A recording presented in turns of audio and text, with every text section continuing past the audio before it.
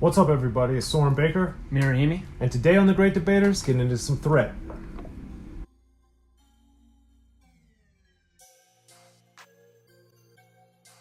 Alright, Amir, so we're back here on The Great Debaters, thankfully. And as always, if you haven't already, please hit that subscribe button. You know, it's free, and it's right down there, and that helps us keep growing and coming to you guys as often as possible. So please hit the subscribe button right down there. Like our content, share, talk about it, be about it, each one, teach one. And we appreciate your support. Amir, Threat is one of those guys, always a huge fan of his, excited to talk about this album, and just wish there was more Threat in the world. So, that being said, for you, of course, Colorblind is one of the best, if not the premier examples of his brilliance. But for you, what were your thoughts getting into Sickinnahead, getting into Threat, etc.? So, Colorblind was possibly the first time I had heard Threat. I had heard this way after that, but I remember seeing Deadly Threat on some Tupac songs too, and I was like, is this the Threat that was on Colorblind? I just wasn't sure, because I remember on the liner notes for Strictly for My Brothers by Tupac, it said Deadly Threat, but on Ice Cube's album it said Threat, and then I was just like, I don't know, you know what I mean? But then I was like, okay, and then I ended up seeing Threat Sickinnahead, and I was like, okay, and then I realized it was all the same person. But I had heard those verses before I had heard this album. And then I was like, well, I gotta pick this album up, you know what I mean? And I see DJ Pooh all over it, and everything like that. So I picked it up, listened to it, and it's gonna lead right into my first track pick, which would be the first track on that one, PDK. And that's like, there's a lot of great intros to songs, but the intro to this album is kind of crazy. I mean, you just hear him saying, I'm here to let you know that no hope plays me. I don't do crack because I'm already crazy. I'm just like, damn, dude. Like, what a way to start off the album. And I thought that was amazing. And he says, not Tribe Called Quest, a Tribe Called West. I'm just like, dude, Threat is, he's going in. Living up to his name. On this first verse, I loved it. And he's dissing the cops and like doing all this stuff, and he's like, the thing about Threat is he's saying a lot of kind of like wild things, but he's not trying to be hard with it. I feel like he's just saying it, and it's either you believe him or you don't believe him. But I feel like Threat is definitely he seems to be more authentic than other people I've heard on the microphone, that's for sure. But yeah, man, this song, I love his verses. I think the chorus is awesome, like the sample I really enjoy, and I like the forcefulness like of that intro. I just think it's so hard without trying to be so hard. And I like also how he talks about, I don't drink, I just use it for the suds, for the homies like who pass away. I thought that was dope. But yeah, man, I mean, just to start off the album like that, I thought was hard and dope, and it kind of gives you like the impression of what you're going to hear throughout the album. So that's my first pick, PDK. PDK is also one of my picks for all those reasons Amir said, and just to build on a couple of them. The forcefulness of Sickinnahead from start to finish I thought was amazing. Of course, it's built off of and thrives off of the funk samples and Parliament and all that type of stuff that just, you know, DJ Pooh, Bobcat, and of course King T's on there. It's just on the production side, Suave, it's just so great and so funk heavy, and PDK starts it off like that, and really, you know, that's what we get through a lot of the album. And to Amir's point with this song, which we'll get to on some of my other picks, but it's interesting because Threat will kind of start on one topic and then just go all over the place, which I like in the way that he does it. Normally that's something I don't think is as good as how Threat does it here throughout Sickinnahead. And to me, that was a endearing aspect of the project, because it wasn't what I was expecting. Because when you hear him on Ice Cube or on Tupac, he's much more focused in on stuff. Here he is too, but at times PDK is one example where he strays from that focus, and I enjoy it. So PDK is my first pick. What's your second pick, Amir? So second pick is actually the first track on the second side of the tape. So this is Shut a Fuck Up. So I always thought it was interesting how he like spelled that, and then like also like Sickinnahead, how he spells that on the album title. It's all one word. But yeah, this song I really like, kind of like the noisiness of the track on the instrumental. It reminds me a little bit of like Public Enemy, just a little hair bit. So I like the high pitch on that. I like how Threat is just giving multiple reasons or multiple scenarios of telling someone to shut the fuck up. And some of them are sexual too, which I think is just always interesting with how he's putting it in his rhymes. But I just think Threat, it's just like, it's comical, but I don't think he's trying to be funny. And I just like just how he just doesn't give a shit. Threat just doesn't care. And I think the production on this is just also awesome. And then the TikTok, I like the samples on it. I just think it's funny. And then if I recall the single, you just see someone on the cover like yelling, and I'm just like, okay, it's pretty funny. But Shut a Fuck Up is definitely one of my songs that I play, and it makes me laugh. But yeah, that's my second pick. Okay. That's not one of my picks, even though I enjoy it. Mine is a song that a lot of people know from this album, Let the Dogs Loose. Okay. And the reason I like that one is because on the production, yes, dogs have been used in rap even before this, but when those other elements are brought in on the production side, I really like. I also thought that helped with the drivingness and helped to propel the music side of things. And then lyrically, what I like with Threat is that he was getting political in the sense of talking about the riots and talking about a lot of what was going on in the streets, and then also getting some of the wildness that we get through a lot of his lyrics throughout Sickinnahead.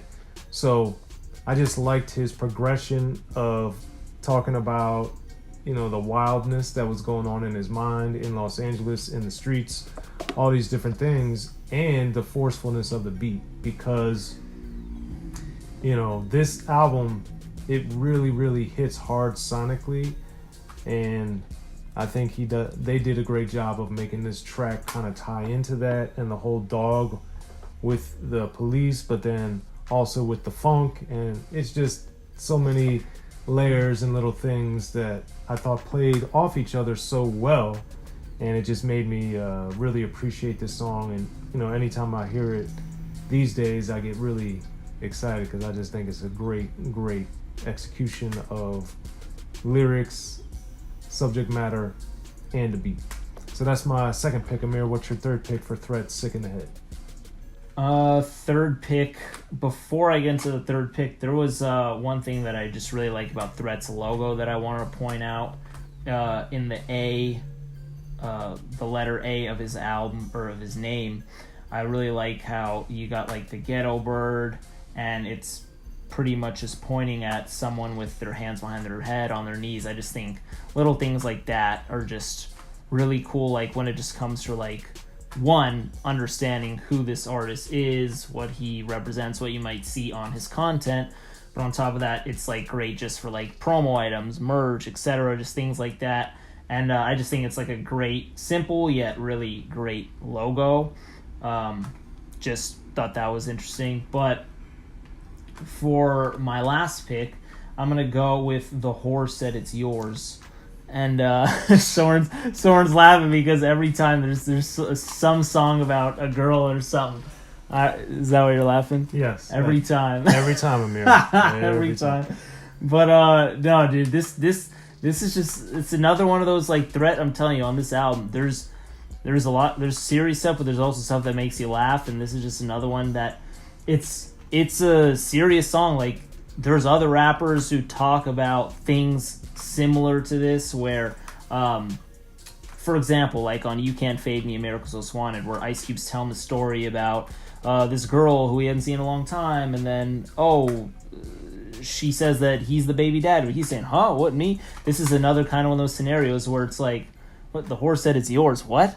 So then Threat, what I really like in this song is how the first line where he says Brenda has a baby, and it's like it's just, that's already hilarious off the top, because like, oh, this girl has a baby, but it's also related to rap, and also he's worked with Tupac and like other stuff. So it's smart, it's clever, it's on point with the theme.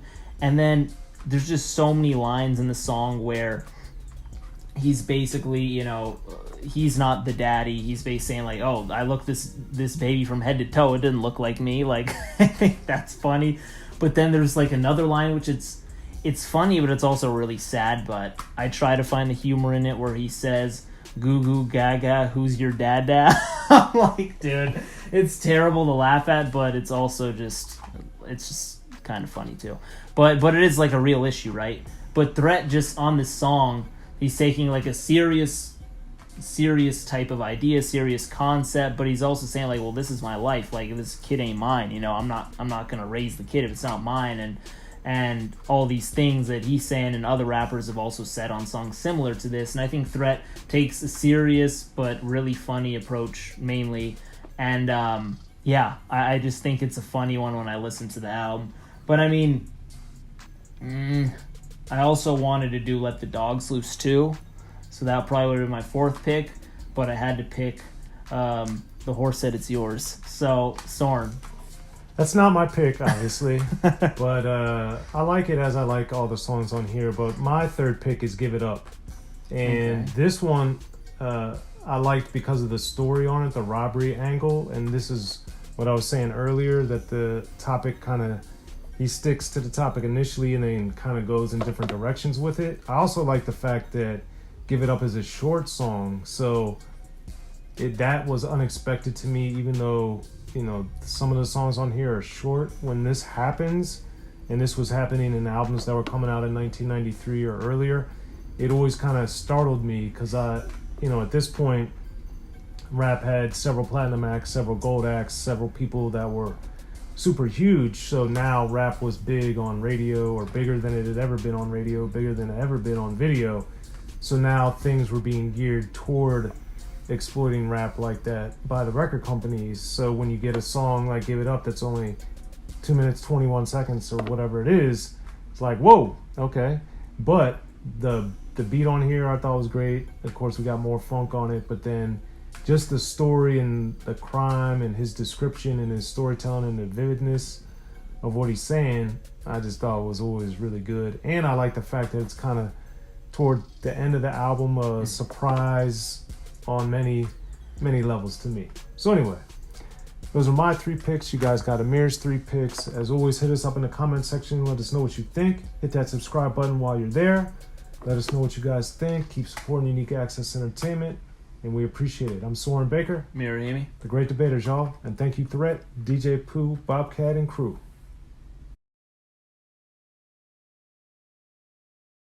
Be sure to check out the History of Gangster Rap by Soren Baker. He's official. History of Gangster Rap features exclusive interviews with Ice-T, Snoop Dogg, MC Ren, the D.O.C, and dozens of others. The History of Gangster Rap, a definitive look at how Los Angeles changed rap forever. In Los Angeles, the streets definitely set the tone of the hip-hop music. At 19, I got a $50,000 car. My whole angle always was, I'll be street, but I will always tell you the horrors that go along with this life. There will be penalties and casualties for just wearing the wrong color in somebody's neighborhood. And once gangster rap made it from the streets to the TV, the genre exploded. With Fab 5 on Young TV back with NWA. Yo MTV, it just catapulted us from being local heroes to national gangbang rappers. The History of Gangster Rap discusses it all from 1980 up till today. It's always gonna be shit happening in the streets.